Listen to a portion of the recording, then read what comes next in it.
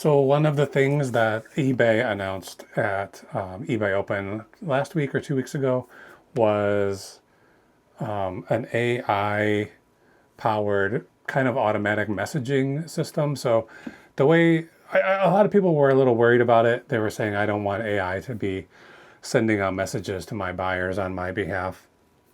But that's not the way it works. So the way it works is a shopper is on your eBay page. They find something they may want to purchase and they have a question about it. So they send you a message.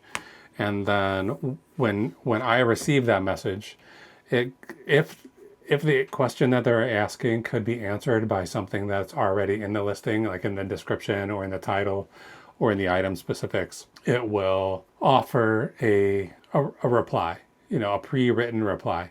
And you don't have to use that reply. You can just say, no, I don't like it. I'll just answer this question myself, or just delete the whole thing. Don't answer it at all. That's probably going to be one common response to this thing. But it's already live. I don't know if all eBay accounts have access to this, but I have it. They asked me, do you want to opt in to this AI messaging program? And I said yes.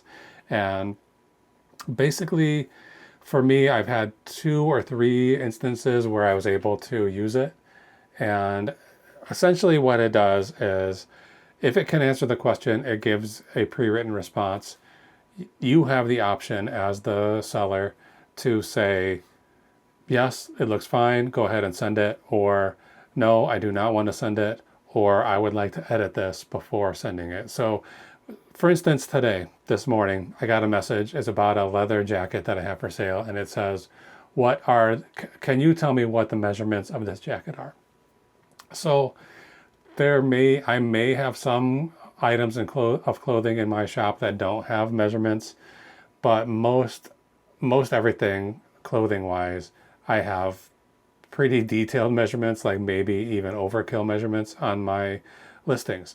So I was kind of surprised to get this question because I was pretty sure those dimensions, all those measurements are already in the listing.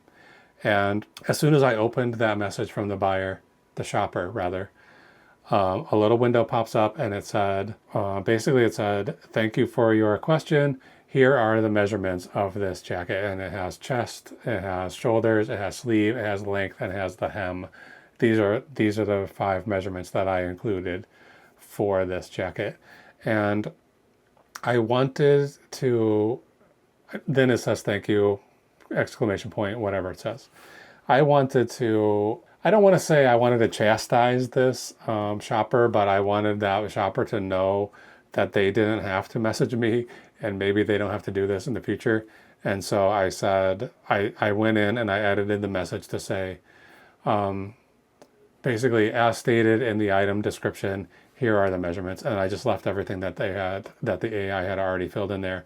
This whole thing took me 3 seconds, 2 seconds, maybe. In the past, I may have had to see the message, open it, read what the question is, then go find that listing, open that listing up, search for the description, make sure that I didn't already have the answer in there, copy and paste the description if possible, which is not always possible to do that. So I would have to go to revise the listing, then scroll down to the description section, then open that description section, then get in there to the description field box, copy and paste all of that information, the dimensions, or the measurements rather, and then go back to my messaging folder, find that message, open it back up again, and then leave a message just pasting the measurements. So that would have taken me, I don't know, 4 minutes, 6 minutes, who knows, but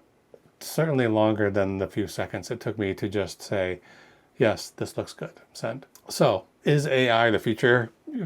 Maybe, who knows? It certainly is a buzzword right now. And I'm not convinced this would be even considered technically AI, this kind of it's basically just copying information from my listing and then presenting it to the buyer. Of course, it has to be able to figure out what the question actually is, so that is a little bit AI-ish. I don't know. In any event, I think it's going to be good. I've only had, I think this is the third message that has come in where I was able to respond to it.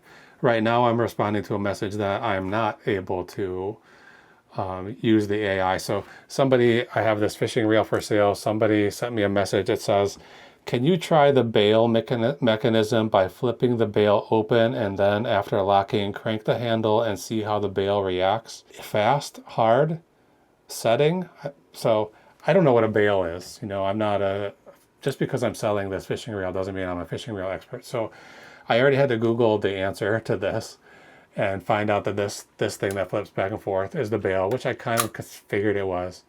And then when you open it for some reason, I don't know how this works, when you start to spin it, it's kind of locked in place, and when you spin it, it closes back over. So what this person needs to know is basically, is this thing broken? Of course, this is a fishing reel from the 1950s. It hasn't been reconditioned or refurbished or anything like that. So it's probably when a buyer receives it, they're probably going to have to do a little bit of cleaning and lubricating or whatever needs to be done with the fishing reel to get it into good working condition. But this is a $154 item, so I wanted to respond to this message. I just made a little video just like I did there. I flipped the bail over, wound it up a couple of times, saw it flip over. I did it maybe 4 or 5 times and then sent that video to this buyer. So hopefully he's happy with it and he wants to buy it and he wants to spend $154.99 on it. I would love that. If not, at least now I know what a bail is. So I guess it wasn't a waste of my time. But I guess there's no reason for me to tell you that story. But I did want to tell you that, I'm happy with this AI messaging tool. The way it's working now seems to be fine. I'm working on my own little AI thing through ChatGPT to help me determine from photos and a few keywords to help me determine what an item is, what it's worth, potentially what a sell-through rate might be. So I'm building my own GPT within ChatGPT, and I'm not a coder or an expert on this stuff, so I'm figuring this out as I go. And it's not like this is built to be used by normal people. It's not that complicated. I was working on it today. It seems, I don't know, it seems promising, but not. It's definitely not bulletproof. So I did the same. I wrote a whole bunch of prompts to ask for ChatGPT to do the things that I wanted to do.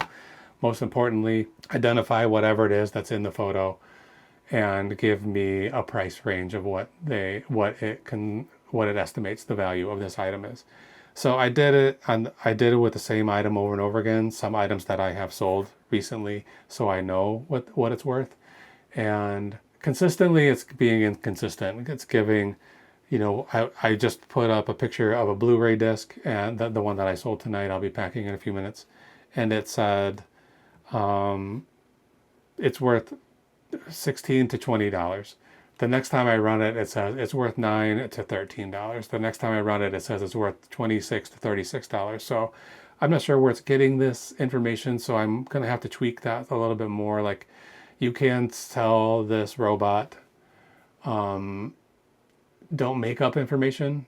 If you don't know the answer, let me know. If you don't have clear information, let me know, and I will look at it differently. So I'm still working on this. As soon as I nail down something that I feel like I want to use, I'll make a whole video about the process, and I'll tell you exactly my prompts that I've created. And there is a way for me, like, while I'm working on it, to provide a link so that other people can test it. I don't know exactly how that works, but if anybody's interested in this, leave a comment, and if I can, I'll send you that link and you can try fooling around with the GPT that I'm working on. For now, that's enough AI talk.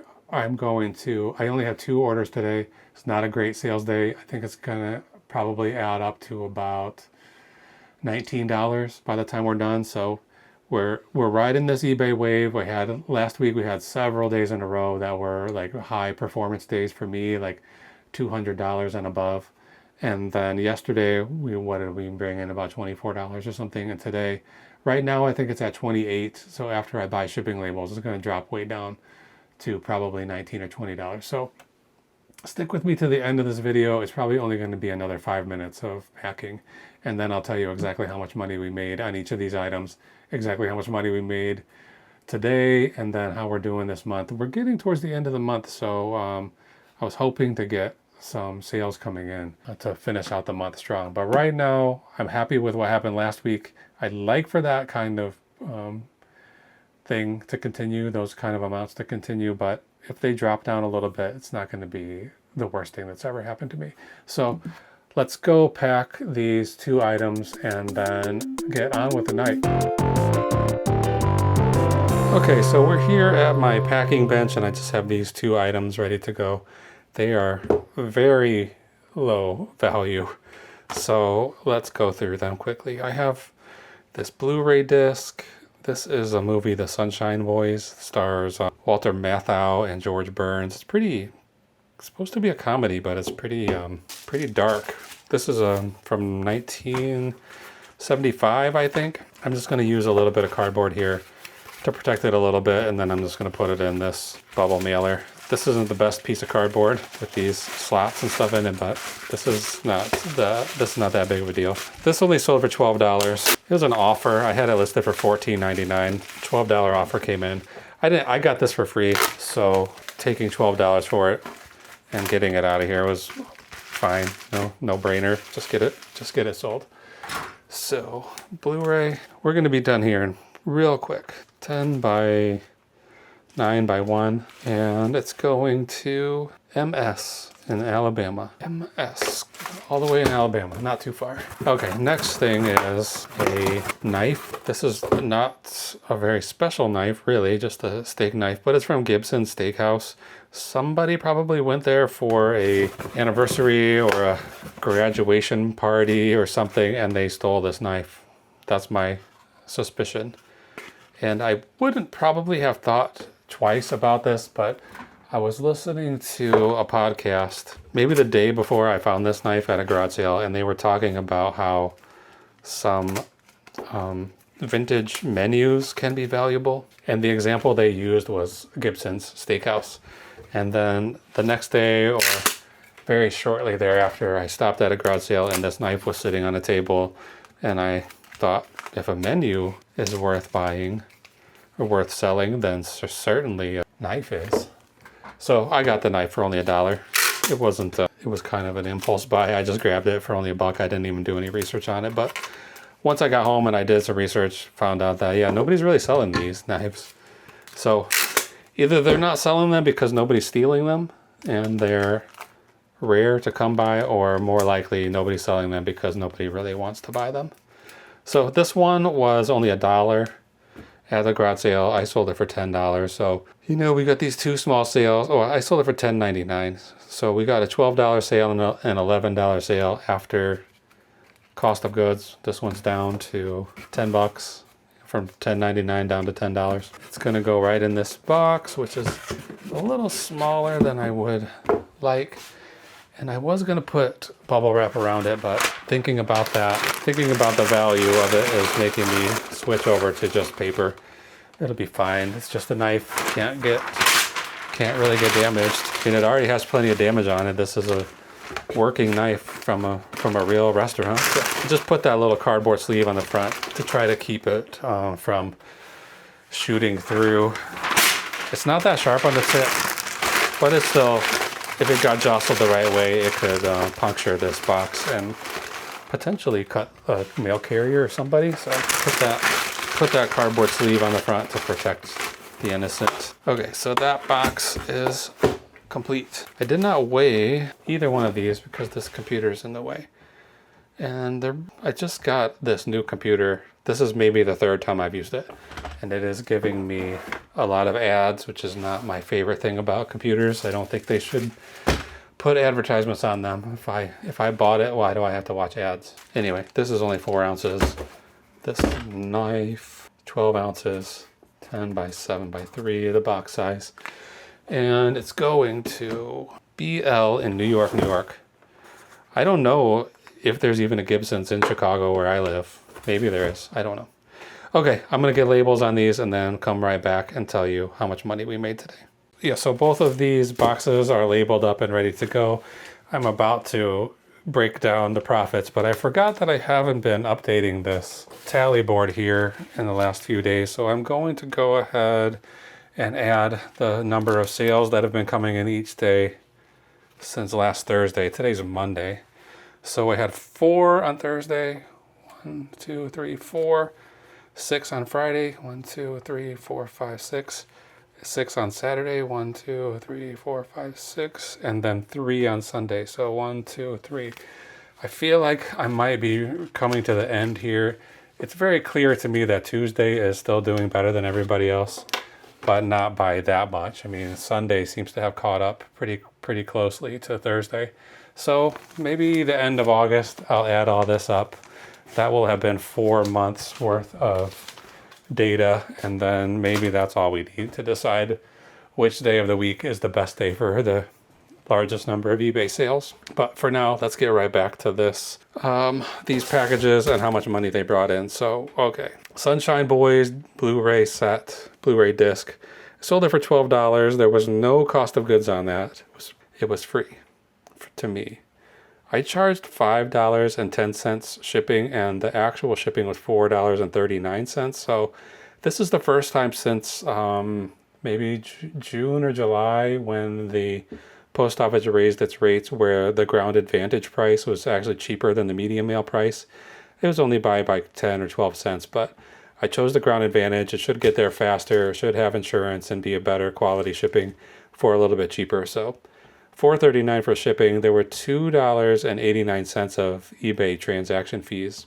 So that leaves us with a total profit of $9.82 for that Blu-ray. The steak knife sold it for $10.99, and then the actual take-home profit is $8.78. So we're at total profit for the day of $18.60, which less than I thought. I was thinking it was going to be like 19 or 20, and I guess we're close to 19, but farther away than from 20 than I would like, that's for sure. But it's right now 10:17 p.m. So hopefully we get some more sales tonight before 2 a.m. because I would really like to have more than $20 days, $18 days. But it's questionable whether it's even worth it to sell this kind of stuff, you know, $8 profit, $9 profit. But if I hadn't sold these today, I would have made nothing. So if I made 18 bucks today, that's better than making 0.